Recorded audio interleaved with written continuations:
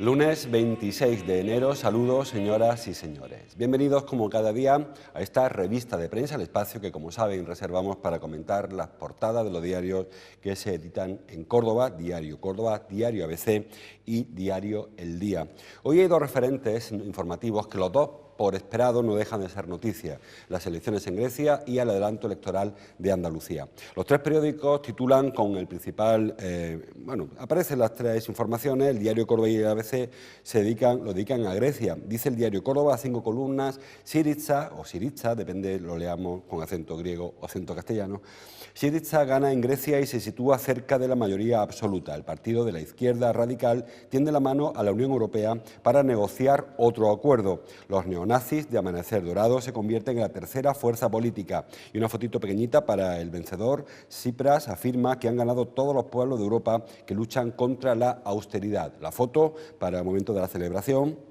Dice el pie de foto, seguidores de Syriza celebran anoche en Atenas la aplastante victoria del partido de Alexis Tsipras, que es quien decimos va a ser primer ministro griego. El diario ABC también trae en su primera página, la portada, una foto para este hombre, para Alexis Tsipras. El populismo, dice el diario ABC, se apropia de Grecia. Alexis Tsipras, dice pie de foto, líder de Syriza, festeja sus 149 escaños, a solo 2 de la mayoría absoluta. Y dice la victoria de los radicales de Syriza abre una etapa de incertidumbre en el futuro de Europa. Una foto muy parecida a la que ilustra la portada del diario El Día, también es Syriza, también celebrando la victoria. Dice, la izquierda radical logra un triunfo histórico en Grecia. Tsipras es el primer líder de un movimiento populista que logra el poder en la Unión Europea tras la crisis. Syriza arrasa y pone en jaque las políticas económicas europeas. Y al pie de foto, ahí lo tienen, Alexis Tsipras saluda a sus seguidores tras conocer los resultados de las elecciones. Bueno, en principio hay que decir varias cosas acerca como yo entiendo al menos estas elecciones. Tanto el diario ABC como el diario El Día titulan populismo en la victoria de Tsipras, de Alexis Tsipras, su partido de Syriza, pero en principio hay que decir que el partido Syriza, no es un partido, no es como Podemos. Syriza es un partido que nació de la escisión del Partido Comunista griego, y es una coalición de partidos a la derecha, por llamarlo así, del Partido Comunista griego. En su día, con la revolución, con la invasión de Checoslovaquia, de Praga, el Partido Comunista se separó en dos, unos que mantenían la ortodoxia marxista y este partido que surgió entonces, que luego ha ido produciéndose coaliciones y encuentros con otras formaciones. Hay grupos que están en Syriza, que es una coalición. Syriza son unas siglas, significa coalición de izquierda radical y incluye partidos más comunistas, más socialdemócratas, en fin. Es cierto que por eso le llaman populista, es cierto que el partido Syriza es quien ha sabido acaparar el protagonismo en las manifestaciones, las protestas populares, igual que ocurrió con el 15M en España, igual que ocurrió con las marchas de la dignidad, con los campamentos, etcétera, en España, y ahí surgieron figuras como, por ejemplo, Podemos o Pablo Iglesias. En Grecia ese protagonismo lo acaparó un partido, no un movimiento popular, no como Podemos o Ganemos o los que hubieran 15M y tal, ¿no? En Grecia sí que hubo un partido, que le digo, el partido de Syriza, que sí que fue quien le fue dando calor a las personas que se manifestaban contra el sistema bipartidista, contra el sistema de Nueva Democracia, sería un poco el PP griego, y el PASOK, que sería un poco el PSOE griego, y entonces aprovechó ese descontento popular para hacerse fuerte. Pero repito, no es un partido hecho para este movimiento, como le ha ocurrido a Podemos, sino es un partido que lleva mucho tiempo en Grecia y que surge de una escisión del Partido Comunista. Es decir, que este partido es un partido de izquierda, marxista, muy parecido a lo que sería en España Izquierda Unida, que surgió también, si recuerdan, a partir de que el PC se va rompiendo en algunos partidos, los históricos, que son más marxistas, unos más prosoviéticos, y queda una fórmula, que es la de Izquierda Unida, más cercana quizá a la sociedad, menos radicalizada, pero en este caso Izquierda Unida no ha sabido pues unirse a los grupos, y por eso quizá se le ha metido en el grupo de los partidos, de la casta que llama Pablo Iglesias, mientras que Syriza ha sabido apartarse de los partidos que hasta ahora controlaban el bipartidismo griego, repito, Nueva Democracia, que es partido de centro-derecha, un poco el PP, el de Antonio Samaras, el que era el presidente hasta ahora, y la centro-izquierda, que sería el PASOK. El diario ABC recoge los resultados finales. de las elecciones.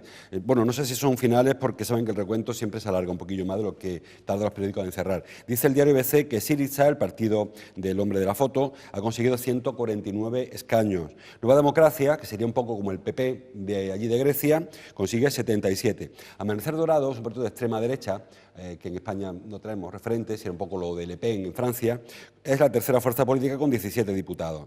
16 tiene El Río, se llama Topotami o algo así, Topotami o algo parecido en griego, que es un partido parecido a UPyD o parecido a Ciudadanos, un partido de centro que ha conseguido 16 diputados. 15 el Partido Comunista, el KKE se llama. Faltan 2 partidos más, el PASOK, que consigue los peores resultados de su historia. PASOK es como el PSOE, de griego, que se queda en 13 escaños, 2 menos que los comunistas más ortodoxos, a la izquierda de Syriza, en teoría, y el último partido se llama Griegos Independientes, un grupo nacionalista que consigue otros 13 escaños.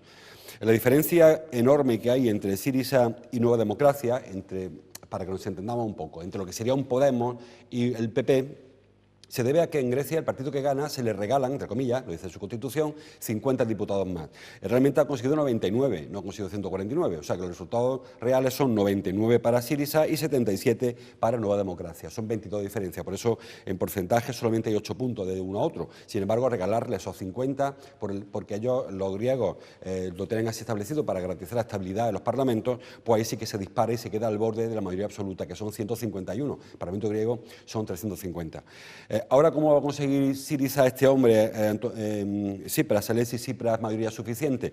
Pues tiene muchas opciones, le faltan 2 diputados. Pacte con quien pacte, de los otros le salen mayoría más que suficiente. Incluso no para formar gobierno, sino nada más que para votaciones puntuales. Por ejemplo, podría pactar, como decimos, con el último, que sería Griego Independiente, si quisiera, porque tienen 13 diputados. Puede pactar con el PASOK, si quisiera, para una votación concreta, o con los comunistas, o con el Río, que son de centro. Amanecer Dorado parece un poco más lejano en su planteamiento porque son de extrema derecha y el anterior presidente, Samaras, quien figura como segunda fuerza política. Así que yo creo que el Parlamento griego va a ser muy estable por lo que les digo, porque tiene ese apoyo que le da su Constitución de otorgarle 50 diputados más que garantiza prácticamente una mayoría suficiente incluso para gobernar en solitario. ¿Cómo han reaccionado los mercados? Pues parece que hoy empieza a haber un poco de reacción, un poco no digo hundimiento, pero sí los mercados sospechan, tienen incertidumbre de qué va a ocurrir en Grecia. Grecia tiene un problema fundamental económico, muy importante porque su deuda pública es enorme. Cuando comenzó la crisis, en Grecia pues faltaba dinero, ya recuerdan, para pagar a los funcionarios, para pagar a los médicos, a los policías, a los soldados, a los que trabajan, a los funcionarios de la oficina. Hay 2 fórmulas de conseguir solucionar el problema, o recortando mucho o emitiendo deuda pública, o subiendo impuestos, sería la tercera fórmula. Grecia ha hecho un poquito de cada, pero en cuanto a deuda pública, al final, ni recortando los gastos, ni aumentando los impuestos, ha conseguido bastante dinero. Sí que ha emitido mucha deuda pública y Grecia está totalmente endeudada. Grecia, físicamente, técnicamente, no puede pagar su deuda. Grecia no recauda bastante dinero para pagar los recibos mensuales, para que lo entendamos. Es como si nosotros nos metemos en un lío muy gordo de un préstamo, lo vamos alargando en el tiempo, lo tenemos ya 50, 60, 80 años, pero ni siquiera ganamos bastante dinero para pagar el recibo cada mes, con lo cual eso le pasa a Grecia y Grecia es muy difícil que pueda salir de la crisis sola. Este hombre, Alexis Tsipras, ha dicho que hay que renegociar la deuda, pero claro, depende de 2 partes, el que la tiene que pagar y el que la tiene que cobrar. No solamente yo puedo pedir renegociar, pero si el que me quiere cobrar no quiere renegociar conmigo, pues apañados, vamos. Entonces, parece que la Unión Europea ya le ha dicho a Tsipras que si entra un poco por los cauces, están dispuestos a renegociar la deuda, hacer una prórroga, dar una prórroga de 6 meses para poder seguir aportando dinero a Grecia, porque Grecia sigue sin dinero para poder pagar a sus funcionarios, o sea, está todavía en fase de rescate, y así solventar un poco el primer empujón que Europa teme que los mercados se resientan. Pero básicamente el problema de Grecia es que no tienen dinero. En España estamos mal, efectivamente, pero no es comparable. Grecia es que no hay dinero para pagar siquiera el préstamo, no ya para pagar el total, sino para pagar el recibo mensual o anual, o como lo paguen, para devolver la deuda que se está emitiendo. y eso va camino a la bancarrota, o por un sitio o por otro. La solución, bueno, pues sería quizá, y lo dicen los analistas, no lo digo yo, sería abandonar el euro. ¿Por qué? Porque si Grecia abandonara el euro, dispondría de política financiera y monetaria propia. Es decir, si mañana hace falta pagar a los funcionarios, pues como se hacía en la época antigua nuestra, saca la maquinita de hacer billetes, se sacan 1 billón de dracmas y se paga a todo el mundo. Claro, eso significa devaluar mucho la moneda y que cada cual perdería poder adquisitivo. Si yo tengo un piso que vale 20 millones de pesetas, por ejemplo, y de pronto el gobierno mete en circulación 1 billón de pesetas más, mi piso se devalúa automáticamente porque hay más dinero en el mercado. Es este pequeño lío. Bueno, pues esa capacidad económica o monetaria la perdieron los países, la perdimos los españoles también cuando entramos en el euro. Si Grecia sigue en el euro, difícilmente va a poder pagar sus deudas. Ahí está el lío. Ahora Caras Tsipras se mantendrá en el euro, se saldrá del euro, y eso, ¿qué significará para Grecia? Un poco es el espejo que se miran todos los países, porque los movimientos como el de este hombre, el de Syriza, pues es un poco reflejo. Si las políticas de Syriza van bien, los partidos que respaldan este tipo de políticas crecerán probablemente junto a Syriza. Si Grecia pega el batacazo, pues habrá quien piense que mejor no hacer experimentos. Un poco la política, la relevancia que tiene la victoria de este partido, que yo digo, no le llamo populista porque realmente no es partido surgido del salvapatria, del populismo, de tipo Berlusconi, ni siquiera amparando movimientos sociales, como el caso de Pablo Iglesias. No es ese tipo de partido, sino que un partido histórico griego que tiene otra trayectoria, partidos marxistas, saben que Pablo Iglesias o su partido no se definen ideológicamente o no está muy definido, este hombre sí que define su partido, y no es ese movimiento basado en la asamblea.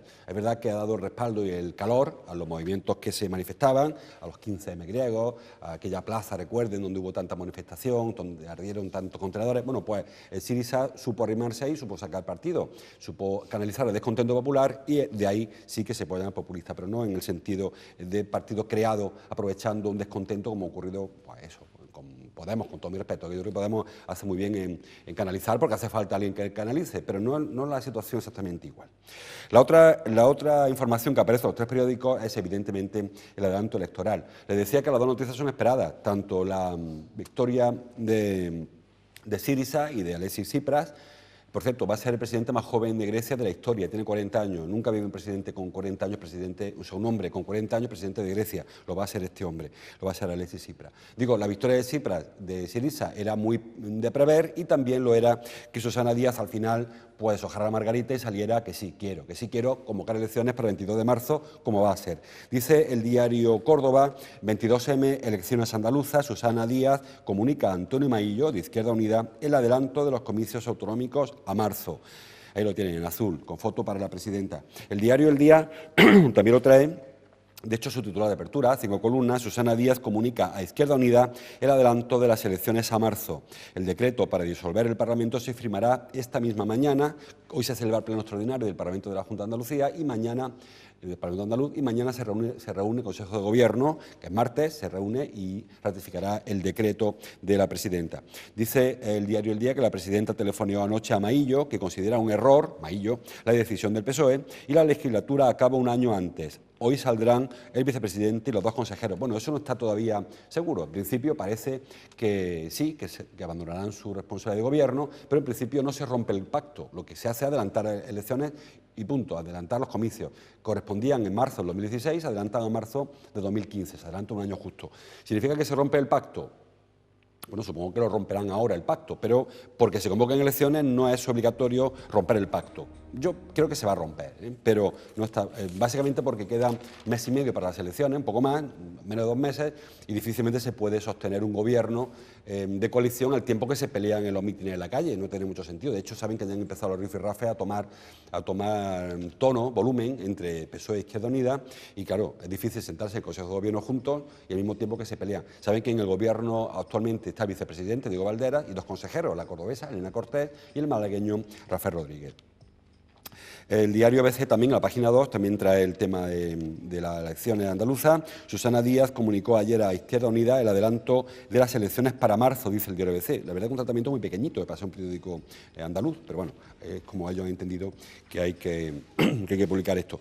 No sabemos, no se puede dar mucho más datos que lo que aparece en los periódicos. Susana Díaz, saben que lleva 2 o 3 días, en este caso no días, recorrió Andalucía por actos propios, actos suyos, presentando candidatos y tal, y detrás suya una corte y una cohorte, las dos cosas, de cámara de televisión esperando que llegue el momento de hacer público el adelanto electoral. Ocurrió en Córdoba cuando se presentó, que fue el martes creo recordar, Isabel Ambrosio, ocurrió luego el miércoles en otro pueblo, el jueves en otro, el viernes en otro, el sábado en otro, el domingo en otro, y las cámaras detrás de ella esperando que dijera que iba a adelantar las elecciones. Al final lo que hizo fue llamar a Maillo por teléfono y comunicárselo. Maillo, su socio de gobierno, su homólogo en cuanto a estructura orgánica, ella es secretaria general del PSOE de Andalucía, Maillo secretario general, coordinador general de Izquierda Unida en Andalucía, y le contó que iba a haber elecciones el 2 de marzo, tal y como todos sabíamos, porque si hubiese sido que no, hubiera dicho que no hace mucho tiempo, ha ido deshojando, porque hasta mañana tiene de plazo para convocar elecciones legalmente. Evidentemente, si no es legal no podría convocarla.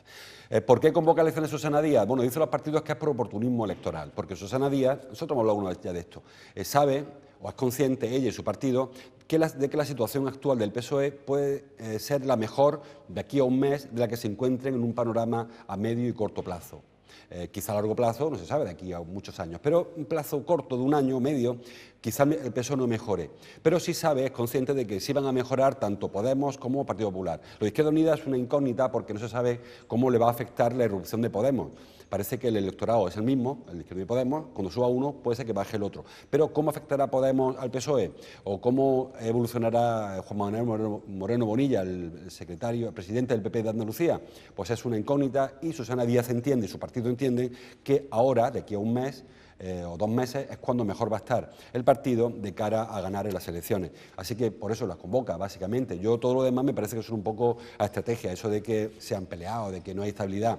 El gobierno andaluz es estable, él cuenta al Parlamento con un presupuesto estable, aprobado en diciembre, con lo cual no habría por qué celebrar elecciones desde los datos objetivos, del planteamiento objetivo.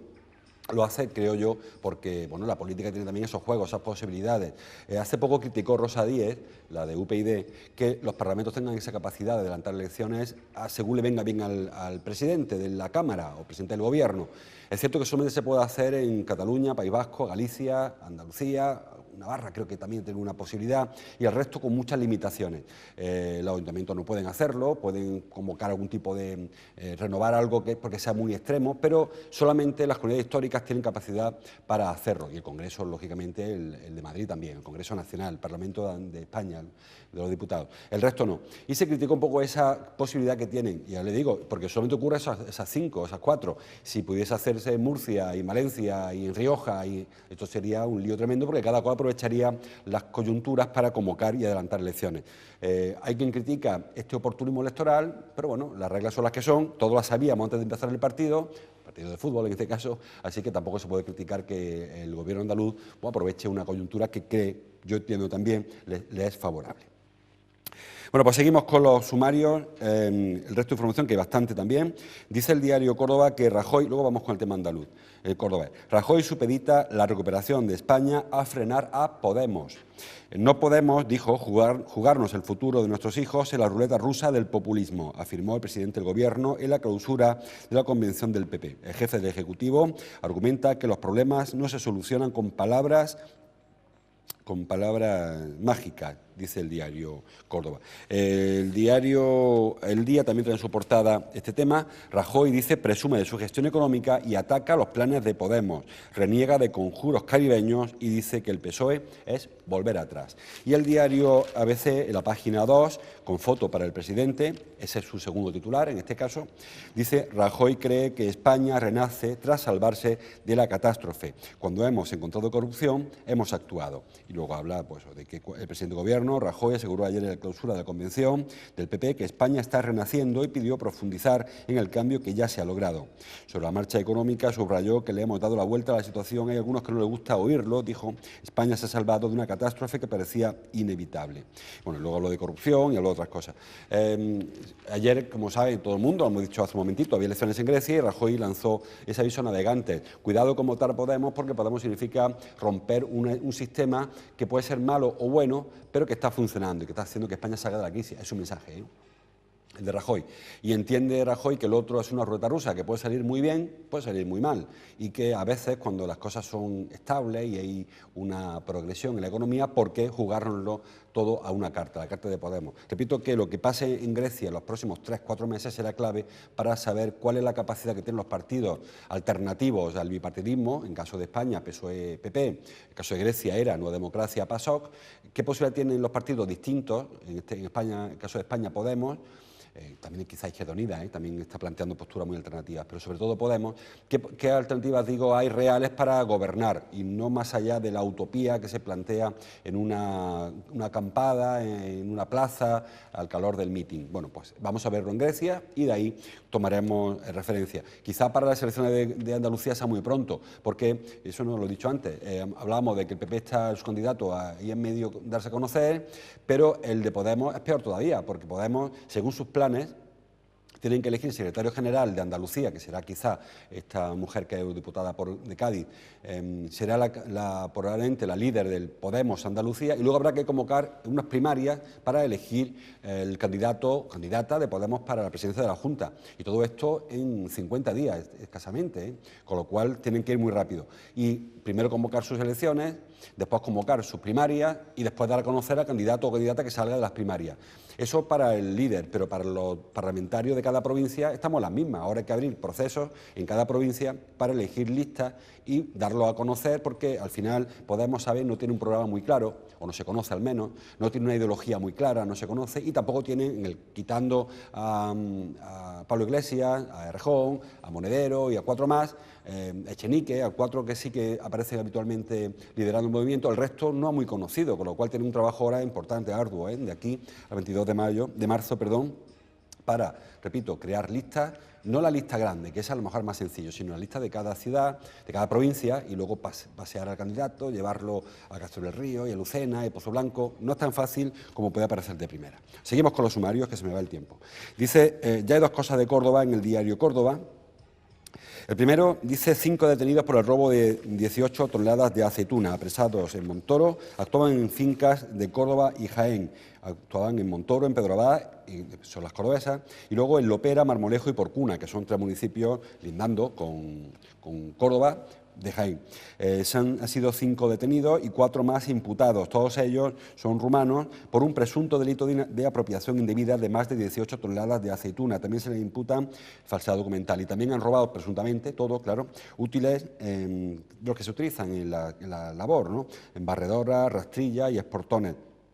En principio, también se ha detectado un puesto de compra en Montoro, de compra robada, y también por este motivo los agentes imputan a un grupo extranjero el delito de apropiación indebida, 2 de falsedad documental y luego 3 más de hurto de aceituna, que son los 5 detenidos y los 4 imputados, como les digo, en esta operación de los equipos Roca, que son los que se dedican a vigilar el campo, a vigilar que no haya hurtos, que no haya robos, no solamente de aceituna, ya hemos hablado muchas veces de esto, se roban aceituna o se roban corderos o se roban tractores porque el campo es muy difícil de vigilar. Entonces la Guardia Civil está trabajando con este tipo de equipos Roca, y fruto de esta operación han sido detenidos, están 4 detenidos, 5 detenidos y 4 imputados, 4 más imputados, 9 en total, por este robo o todavía apropiación indebida, porque no se roba realmente, se recoge algo que está allí en el suelo. Entonces, técnicamente no es un robo, en fin, todos lo entendemos como un robo. También hay delito de hurto también por algún sitio. Así que a ver luego qué decide el juez, cuál es la imputación de los 9 y cómo se resuelve el tema. Y otra información que trae el diario Córdoba es sobre el tráfico. Dice el diario Córdoba que los conductores cordobeses pierden un 37% menos de puntos que hace 6 años. Desde el 2006 se registra un descenso progresivo de los créditos detraídos. Efectivamente, este año, 2014, ha sido un buen año en este sentido para los conductores de Córdoba, porque todos los años se va reduciendo el número de puntos perdidos. Saben que este sistema se implantó en el 2006 y en el 2008 fue el año en el que más puntos se detrajeron. Cuanto más conductores se sancionaron y más infracciones se denunciaron.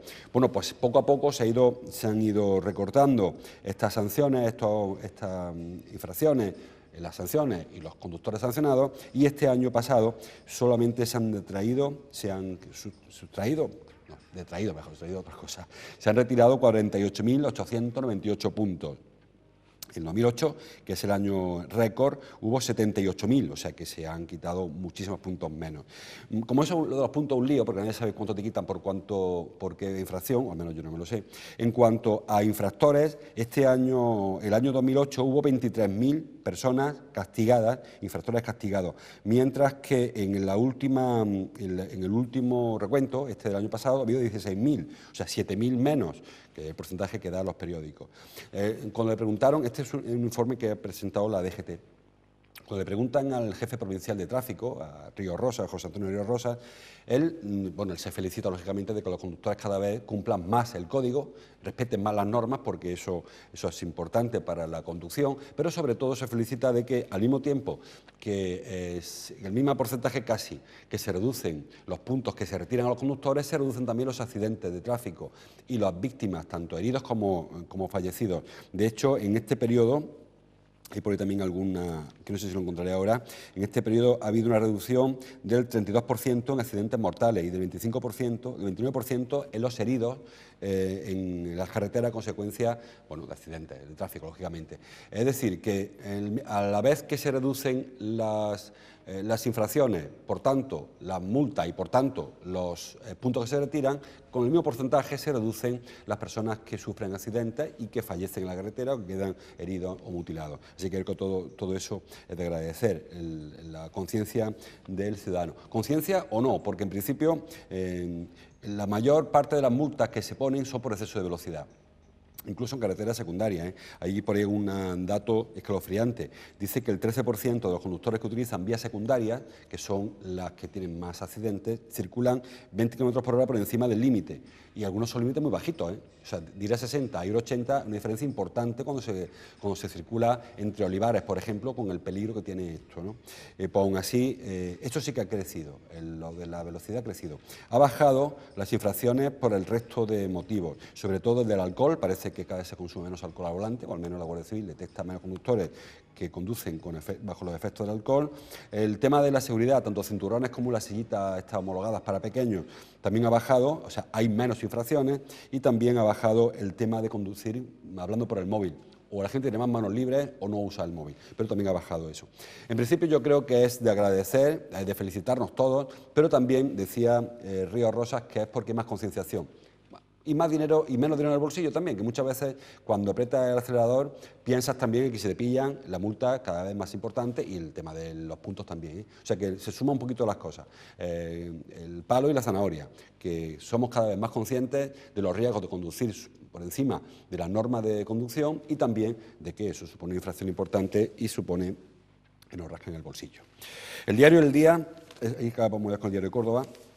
Luego vamos con el diario ABC, por si nos queda la parte 2, la página 2. El diario El Día trae alguna información más en su portada, interesante también. Dice, por ejemplo, que Izquierda Unida, esto habla de política local, Izquierda Unida quiere recuperar la Córdoba de Julio Anguita si gobierna. Pedro García se aferra a la figura del antiguo regidor para lograr la alcaldía. Bueno, ¿por qué? Por dos razones. Primero, porque saben que en Córdoba ha habido 5 alcaldes de Izquierda Unida, aunque realmente solo 3 pasaron por las urnas.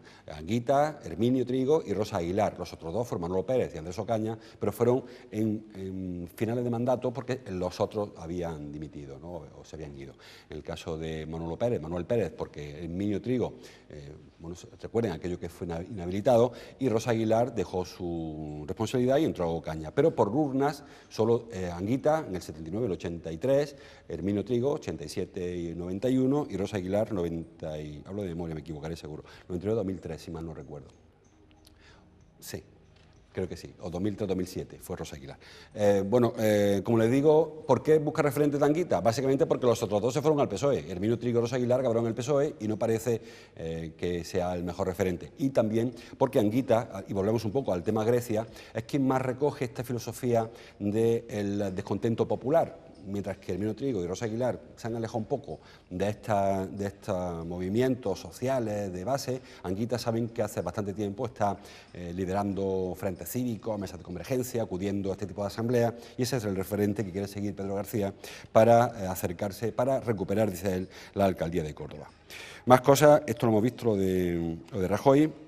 Dice el diario El Día que las visitas al Alcázar crecen y rebasan ya las 450.000 personas al año. Bueno, yo creo, como decíamos la semana pasada sobre Medina Zahara, que son cifras muy positivas en lo que significa de crecimiento, pero muy lejanas de lo que significa las personas que llegan a Córdoba. Recuerden que Córdoba está rozando el 1.000.000 de visitantes al año, lógicamente. La provincia lo supera, poquito, pero lo supera. La capital se roza, no se llega a 990.000, creo que andamos, o 90 y tantos mil.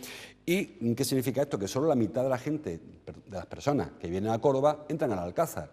Y como algunos habrán entrado 2 veces, pues la proporción es que no son monumentos suficientemente explotados. Medina Zahara son menos todavía.